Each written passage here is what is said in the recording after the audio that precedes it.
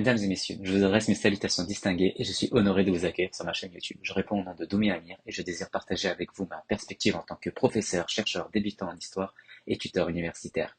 Permettez-moi de vous entretenir aujourd'hui sur un sujet d'une importance capitale, mais souvent négligé, l'importance de l'histoire dans notre vie quotidienne. Trop souvent, nous considérons l'histoire comme une discipline académique confinée aux manuels scolaires et aux salles de classe, alors qu'en réalité, elle est omniprésente, elle influence chaque aspect de notre existence. Dans un premier point, nous avons la compréhension de notre identité collective et individuelle. En effet, l'histoire est la trame qui tisse notre identité collective. En tant que société, elle nous permet de comprendre qui nous sommes, d'où nous venons et pourquoi nous agissons de telle ou de telle manière. Les traditions, les coutumes et les valeurs qui régissent nos vies sont toutes ancrées dans notre passé historique. Par exemple, les fêtes nationales, comme le 14 juillet en France, sont des rappels annuels de notre héritage et de notre évolution en tant que nation. Sur le plan individuel, connaître l'histoire de sa famille, de sa région ou de son pays permet de se situer dans le monde. Cela donne un sens d'appartenance et de continuité qui est essentiel à la construction de notre identité personnelle. Dans un deuxième point, nous avons l'histoire comme guide pour l'avenir. L'adage, celui qui ne connaît pas l'histoire est condamné à la répéter, souligne une autre dimension cruciale de l'histoire. Sa capacité à nous instruire pour éviter les erreurs du passé.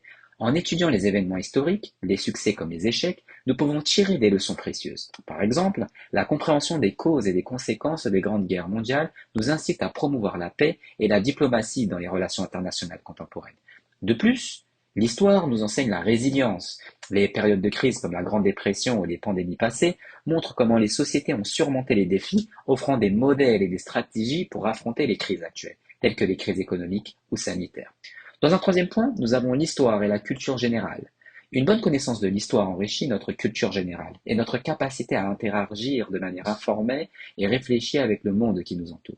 Cela nous permet de comprendre les références culturelles, les œuvres d'art, la littérature et même la politique. Par exemple, pour saisir pleinement la portée d'une œuvre comme Les Misérables de Victor Hugo, une compréhension du contexte historique de la France au XIXe siècle est indispensable. De même, l'histoire nous aide à décrypter les discours politiques et médiatiques. En connaissant les précédents historiques, nous sommes mieux équipés pour juger de la pertinence et de la crédibilité des propos actuels, et ainsi participer de manière active et éclairée au débat public. En conclusion, l'histoire n'est pas seulement un récit du passé, elle est une boussole pour le présent et un guide pour l'avenir. Elle forge notre identité et prévient des écueils à éviter et enrichit afin de façonner notre avenir.